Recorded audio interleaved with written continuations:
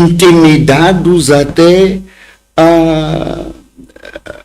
ao mais alto sentido de ser moçambicano primeiro e a violação destes meus direitos que eu os porto desde o primeiro dia de nascença. O direito à pertença de qualquer que seja a coisa. Porque se encontro, e justifico porquê, se encontro a polícia que me exige o recibo do meu telefone, é uma violação, porque ele próprio não tem o recibo e do que tem nas mãos dele. Exato. Mas porque exige da outra pessoa portar-se desses bens. A outra situação é que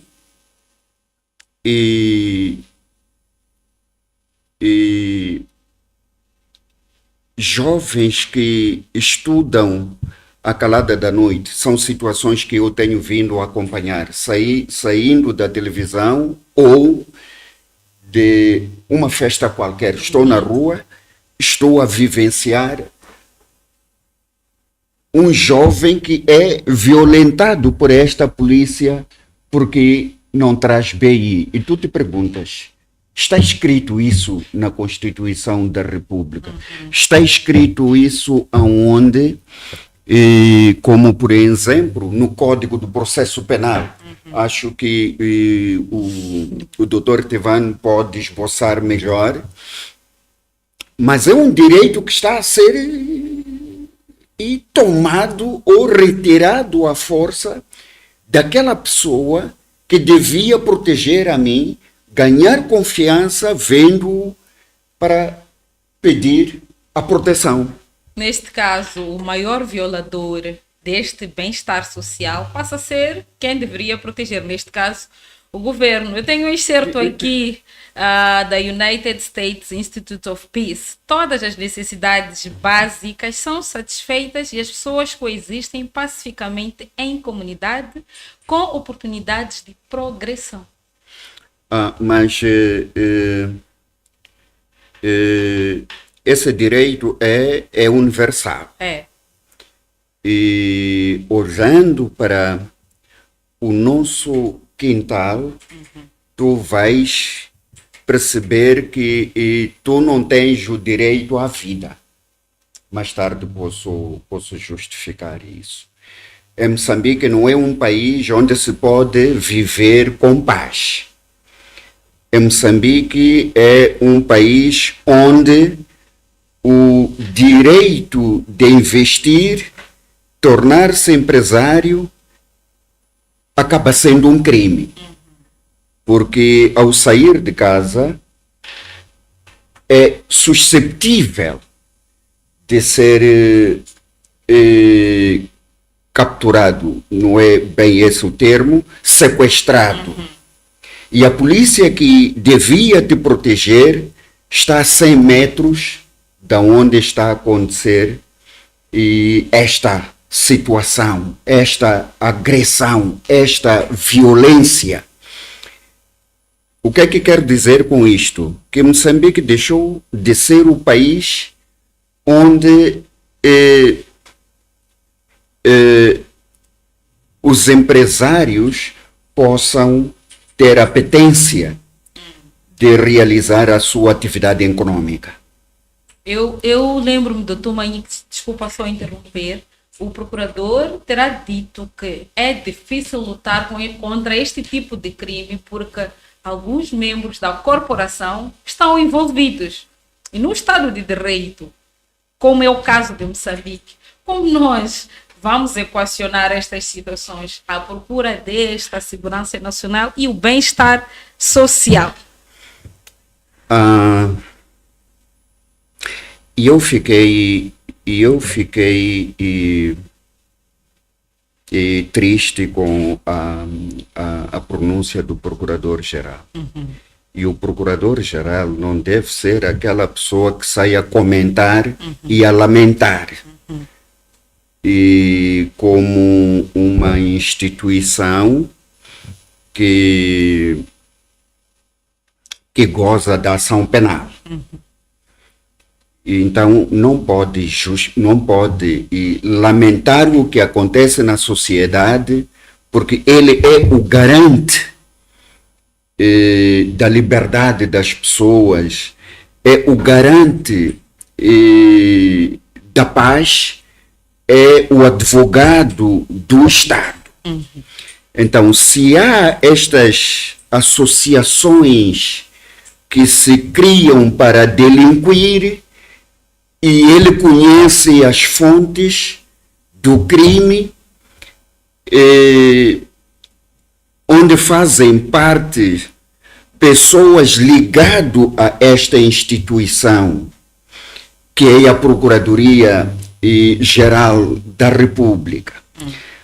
Todas as associações criadas para delinquir sempre deixam rastros. A polícia, per si, só por se indicar o local onde a ação aconteceu, já deve perceber qual é este grupo que atua neste ou naquele local. Devia pôr a mão atrás destas pessoas. O que significa que o povo moçambicano estaria tranquilo, os empresários moçambicanos deviam tranquilizarem-se por termos um Estado cuja a garantia da segurança está ao modo de cima. Esta crítica que eu faço não apenas para o Procurador-Geral da República, mas também para o Presidente da República,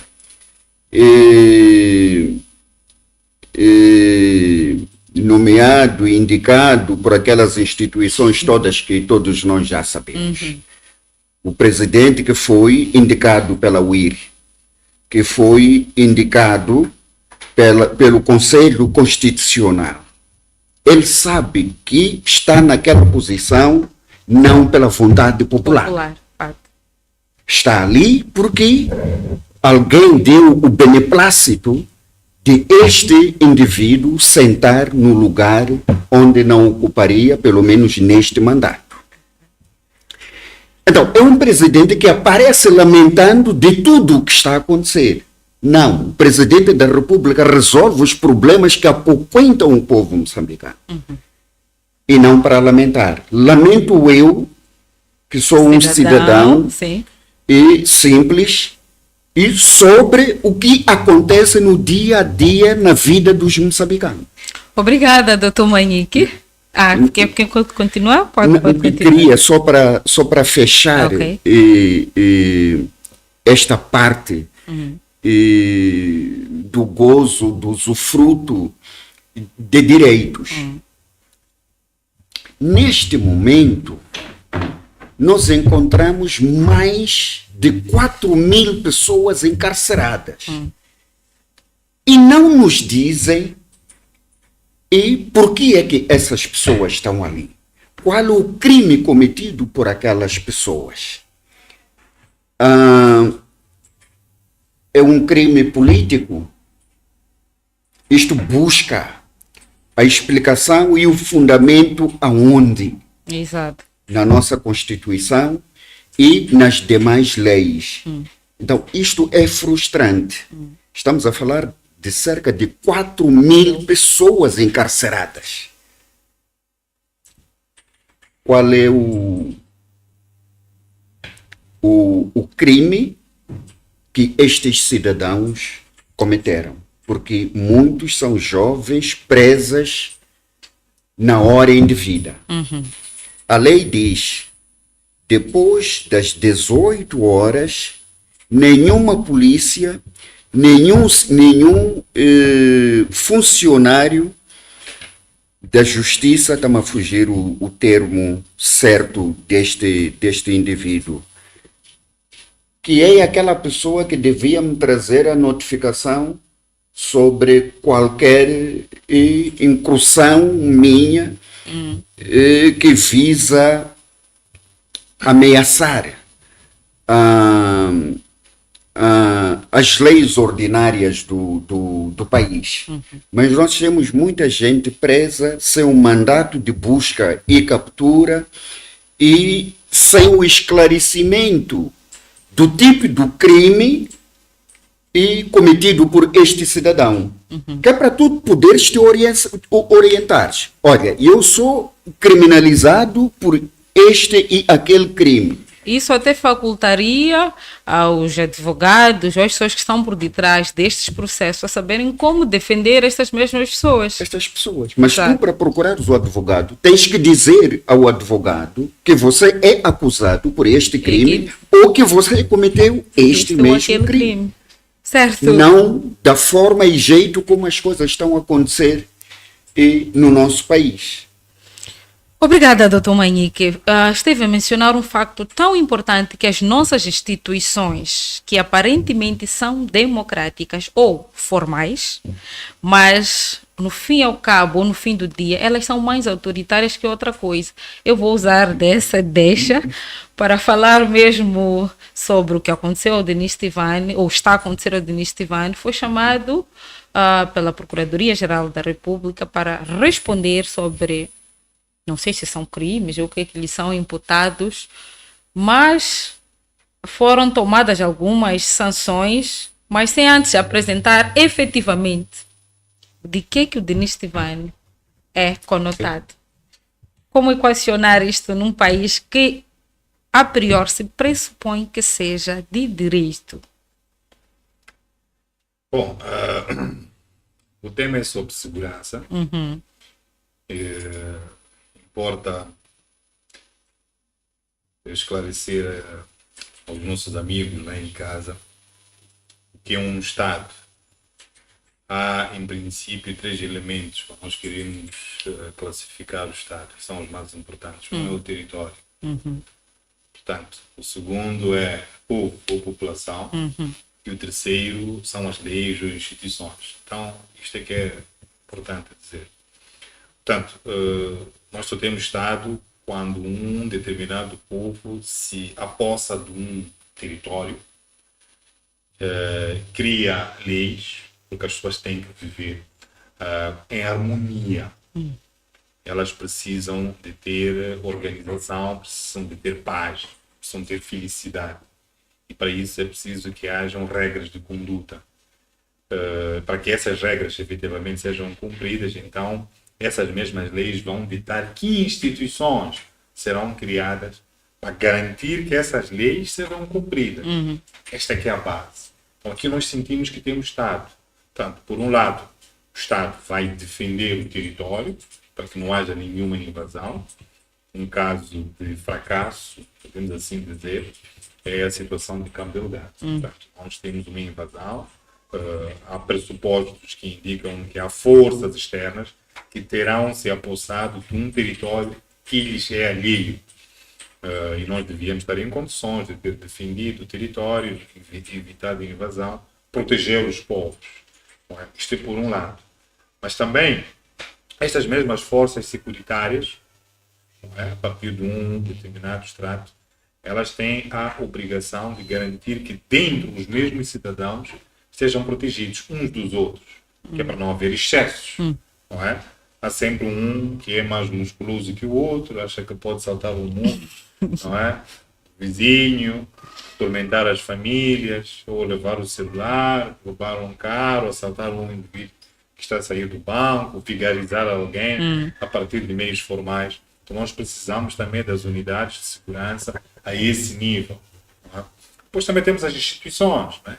Nós falamos de garantir que essas leis sejam criadas, então são as instituições, como é o caso dos tribunais, a procuradoria, por aí em diante, que devem vigiar o cumprimento da lei e proteger o cidadão. Assim, não há sociedade sem povo. E o fim último da sociedade, o fim último até, podemos assim dizer, das leis, é garantir que o cidadão seja feliz. Exato. Não há outra coisa. Ele quer ser feliz. Então, os eventos que nós temos estado a testemunhar aqui em Moçambique são completamente aversos àquilo que são os pressupostos de um Estado que é garantir felicidade, garantir segurança, garantir bem-estar, garantir justiça para as pessoas. E o meu caso, não é, vem mesmo nessa linha, porque nós temos, por um lado, uma instituição devidamente criada, que não é uma instituição estranha, não é, a sociedade moçambicana não é estranha a mim.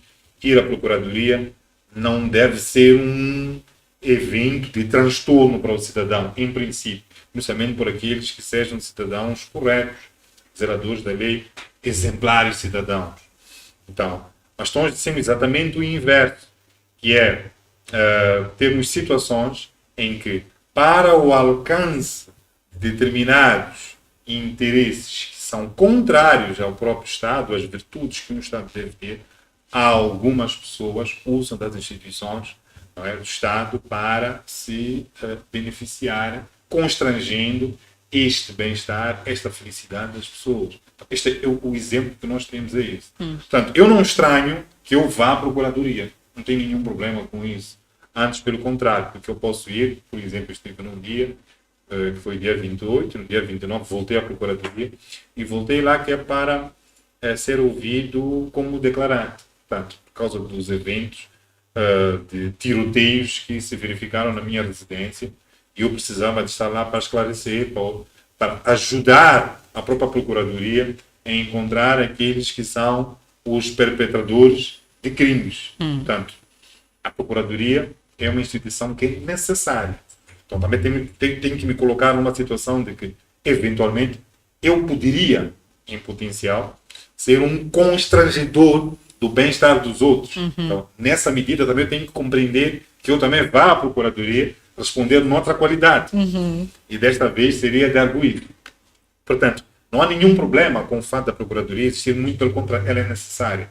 Agora, o problema é ir lá e chegar à conclusão que eu poderia não ter ido. Aqui é que começa o problema. Quer dizer, o cidadão vai e percebe que ele poderia não ter ido. Portanto, quando nós terminamos um processo como o que nós tivemos, foram 10 horas de muita conversa, interrogatório, como quem diz, interrogatório, passar para a ata, por aí em diante. Foi um trabalho muito grande. O engenheiro Venâncio passou cerca de 9 horas também, num processo similar, e nós chegamos à conclusão, ao sair, de que não percebemos exatamente o que estávamos lá a fazer. É mau para as instituições, a partir do momento em que nós, como já disse, percebemos qual é a finalidade da lei. Não era constranger, mas é garantir harmonia, garantir paz, e por aí em diante. Portanto, quando nós falamos sobre a segurança, não é? Eu não vou colocar só do ponto de vista de invasão, mas também a segurança, que é o estado de tranquilidade que um cidadão deve ter, não é? Você está num determinado território, nasceu com um determinado nome, meu apelido é Tivan, quer dizer, eu culturalmente me sinto integrado nesta sociedade. Então, eu conheço meu pai, conheço a minha mãe, conheço os meus vizinhos, conheço os meus tios. Então, eu pertenço a esta sociedade. Então, viver neste país tem que me dar o maior prazer possível. Não pode acontecer uma situação de eu começar a perceber que represento um incômodo para alguns cidadãos, quando a minha atividade, que eventualmente possa ser a razão do incômodo, é uma atividade ilícita. Aquilo que eu procuro, não está nada, em nenhum momento, em desvio com os princípios que sejam legais, de legalidade, de democracia e por aí em diante. Então aqui nós começamos a ver que há uma questão de segurança que não está a ser respeitada. É assim que eu contextualizo a minha ida à Procuradoria. Deixa eu dizer com bastante sinceridade, não fui maltratado, é preciso ficar claro, não fui maltratado, não podemos dizer mal, não é, dos procuradores, não fui maltratado em nenhum momento, muito pelo contrário, foram altamente profissionais, mas pronto, eu estava lá por obrigação. Ainda que me tivessem dado água por aí, mas não fui maltratado, estava lá por uma obrigação. Então, podia ter feito outras coisas. Eu ando a estudar, ando a ler, tenho filhas, preciso trabalhar, por aí em diante. Então, penso que não pode ser porque existe o Estado tem um princípio que é o princípio do que chamam de jus imperius, não é? Que é a ideia de que o Estado tem uma força superior em relação aos indivíduos e instituições. Então, esta força não pode ser usada para constranger os cidadãos, ainda que tenham sido simpáticos. Ok, Denis Tivani, muito obrigada. Eu me lembro que quando éramos mais pequeninos, eu acredito que com o digníssimo Dr. Manique e o digníssimo Dr. Tivani, quando víamos, por exemplo, a polícia, os professores, os enfermeiros e todos os elementos que fazem o Estado, nos respeitávamos, porque para nós eram pessoas de extrema importância que garantiam estas necessidades básicas que fossem satisfeitas. Mas a partir do momento que o Estado perde a sua utilidade para o povo, neste caso eu concebo o Estado como se fosse a Constituição da República, que deve estar acima do Presidente da República, da polícia, dos militares, de todos os elementos que fazem o Estado. A partir do momento que não se respeita esta Constituição, dos elementos que deveriam garantir, por exemplo, o respeito desta Constituição, nós perdemos automaticamente esta questão do bem-estar social ou da segurança em si. Doutor Manique. Olha, a partir do momento em que você sai à rua e espara-se com um polícia que faz teatro para poder te intimidar, está a diminuir o respeito que eu tenho por ele, ou devo ter por ele, no exercício das suas funções. Que até naquele momento está a representar o Estado. Está a representar o Estado. E chego aí. Então, a polícia tem que se fazer respeitar para ser respeitada. Como qualquer chefe de família, mãe de família, e deve saber usar a plenitude do seu poder, mas respeitando as pessoas. Dizia o Dr. Tivani, a Procuradoria exerceu o seu poder de fazer quesitos, mas dentro das normas e procedimentos que devem ser tidos em conta naquela instituição. E isto nos ensina que respeite para ser respeitado. Nós temos esta polícia que não é bom exemplo em muitas das vezes. As crianças não olham para esta polícia como autoridade. Os jovens não olham para esta polícia como autoridade.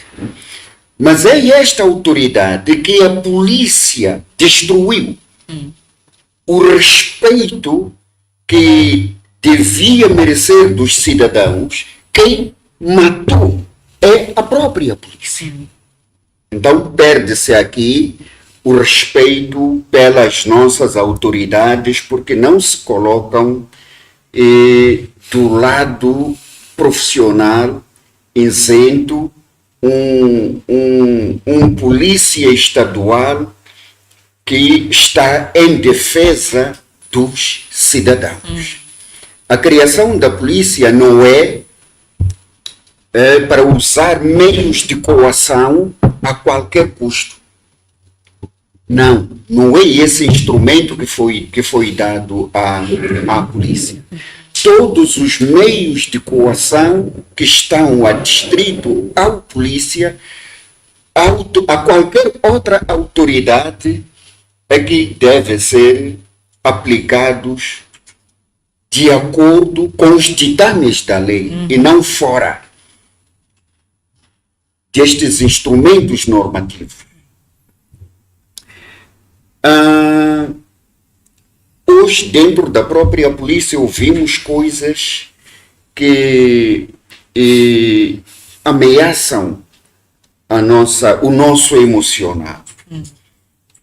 Há 2 dias tive alguma conversa com os polícias que diziam: na República de Moçambique não se tem o respeito com os indivíduos, com as pessoas.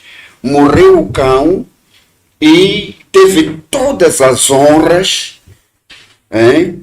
mas todos os dias morre um cidadão polícia. Nunca foi colocado este prestígio. Exato. De um polícia que dá a sua vida para defender os seus cidadãos. Mas morreu o cão que teve todas as honras e que merece um general. Sim, quer dizer, é que naquela parada só acontece quando um general morre. Nunca vimos em nenhum momento neste nosso país. Mesmo o diretor nacional Do CIS? do CIS Sim. não mereceu essas honras. Então, o que é que estamos a fazer com os moçambicanos? E esta crítica vem de dentro daquele que devia proteger, prevenir que o crime aconteça na família e na rua.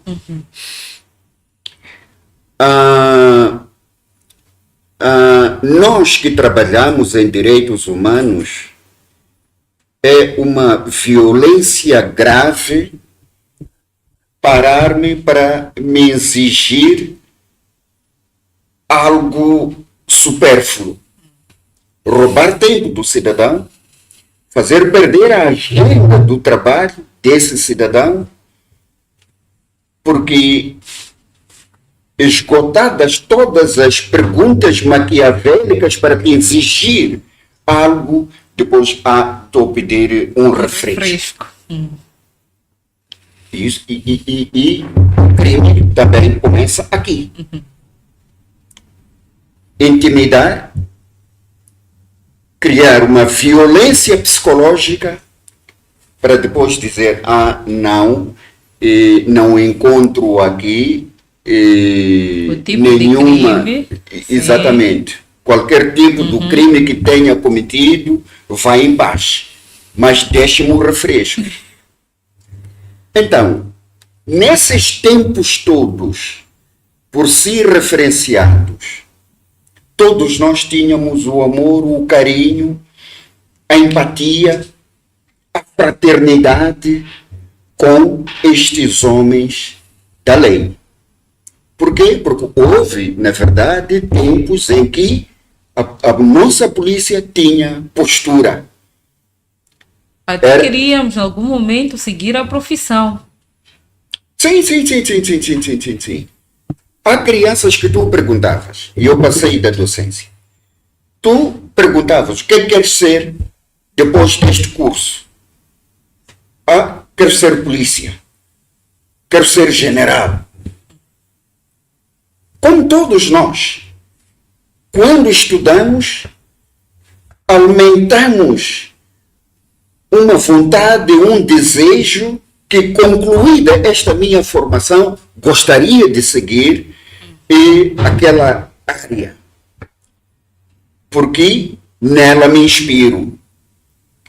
Quero ser médico para salvar vidas. E, no entretanto, tu chegas no hospital hoje, onde há a maior violação de direito humano. Exato. Também encontra-se no hospital. Nós temos uma gestante, chega no limiar do tempo para o serviço do parto, e quando a médica, a enfermeira olha para a capulana, não há nenhuma ponta amarrada. E diz: olha, tens que fazer qualquer coisa para flexibilizar o seu serviço de parto. Isso é uma violência grave. por não ter, tendo pouco, você entra em dilema consigo próprio porque não sabe se aquela quantia que você tem vai satisfazer esta enfermeira, este médico. Entra no serviço do parto já cansada porque os nervos... A mente totalmente sobrecarregada. Então, há muita coisa aqui que nós temos de corrigir para termos o amor à pátria, para termos a empatia de uns para com os outros, mas isso só se faz, como dizia o doutor Antivani. Não há fraternidade hoje entre os moçambicanos. Porque eu olho para este polícia, este médico, este juiz, com outros olhos de ver. De desconfiança. Desconfiança total. Porque estão a serviço de um partido, quando nem assim a existência ou a utilidade do próprio Estado fica... Exatamente. Mas também podíamos chamar um outro elemento aqui no vosso serviço de informar e formar a opinião pública das pessoas. Tu vais fazer a cobertura de um evento e é recebido a gás lacrimogéneo. Não está a violar o seu direito de informar? Exatamente. O artigo 34 da Lei da Imprensa dá total garantia e proteção aos jornalistas. E o seu dever é de informar aos moçambicanos sobre o que acontece no país e fora dele. No entretanto, te impede o pleno exercício deste direito. Como é que ficas? Doutor Manhique, eu vou cortar-lhe porque quero convidar os nossos telespectadores a ligarem para nós e deixarem ficar as suas sugestões, as suas perguntas, as suas críticas, porque um Estado de direito deve ouvir com muita atenção tudo aquilo que o povo diz. A nossa linha está aberta desde já pelo número 8556-00007. 8556-00007. Doutor Manhique, mais uma vez, esteve a dizer aqui algo que chamou muito a minha atenção, é que esta agressão que acontece à liberdade de imprensa, à liberdade de expressão. Nós temos um relatório do MISA de 2023, foi divulgado em 2024, que o maior número de agressão a jornalistas em Moçambique é verificado especialmente em períodos eleitorais. Porque há alguma mão que não quer que este jornalista faça o seu trabalho de raiz, que é com A mais B, de 1 a 30, mostrar exatamente o que está acontecendo.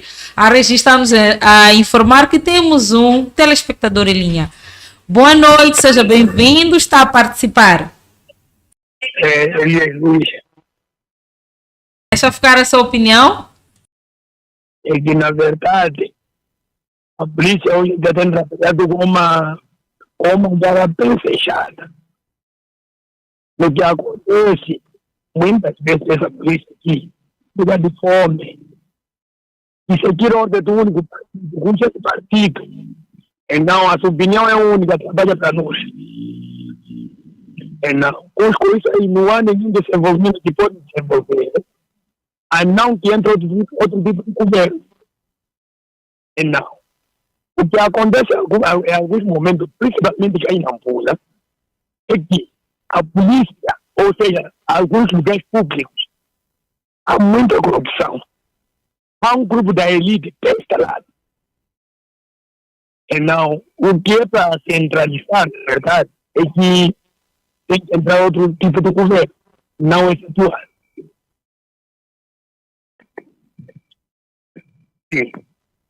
Muito obrigada. Fique atento, continuação. Já está? Cortou? Ok, vamos continuar. O Dr. Manhica estava aqui a comentar a respeito disto. Podemos continuar. Enquanto esperamos.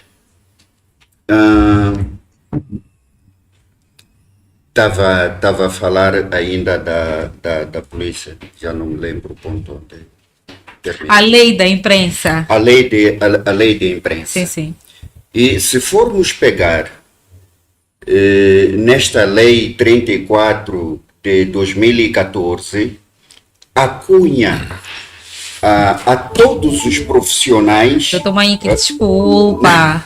Olá, boa noite, seja bem-vindo ao nosso podcast, ao podcast do povo. Deixa ficar a sua opinião. Muito bom, muito obrigado. Muito obrigada.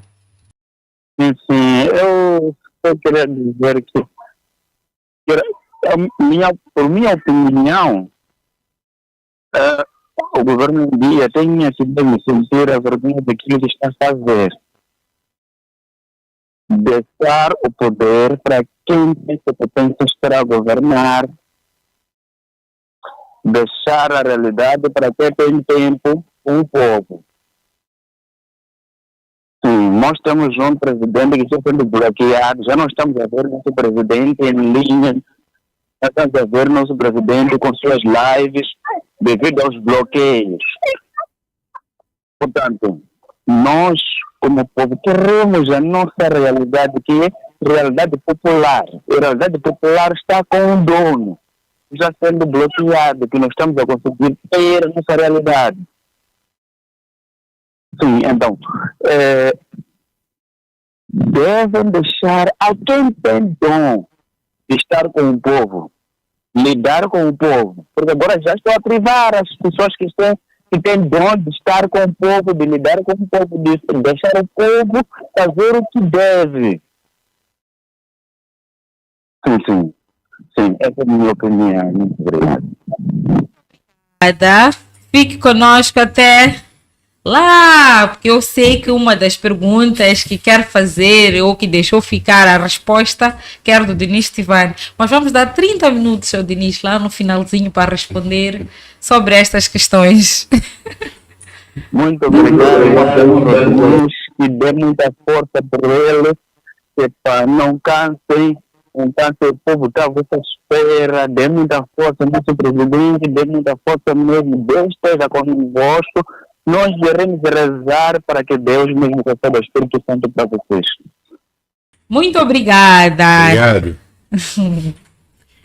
Então, eu dizia que esta lei da imprensa dá o beneplácito de os jornalistas perseguir todos os assuntos do interesse nacional.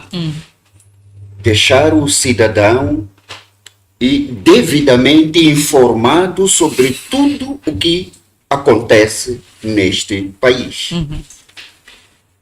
Se tu fores para o gabinete da ministra dos Negócios Estrangeiros e procurar saber quantos moçambicanos estão presos neste e naquele país, ainda que tenha informação que buscou por outras vias, não lhe vai passar a informação. Primeiro, vai dizer que é segredo do Estado.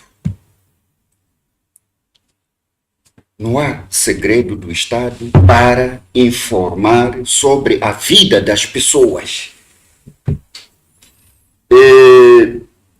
Se tu quiseres saber o que é que está a acontecer nas zonas da mineração, quantas pessoas foram expoliadas as suas terras para ceder às multinacionais, vão te dizer que não, esta informação confidencial. É confidencial. Mas, no entretanto... Desculpa, doutor Manhica, temos mais um telespectador em linha. Boa noite, seja muito bem-vindo. Está a participar? Boa noite. Deixa ficar a sua opinião. Não, eu estava a dizer que muitos políticos evitam. Mas a minha forma de ver o problema é que todo que se chama o partido no poder. Porque, olha, vejamos, se nós estamos a olhar para absolutamente todos os setores deste país, vamos perceber que há problemas sérios. Vamos para. Ok, só para não ser retórico, não vou falar dos setores que já mencionaram, mas podemos olhar para outros setores, como o setor de transporte, o chapa. Você vai, tenta apanhar um chapa, é maltratado pelo cobrador. Será que nós vamos pensar que o problema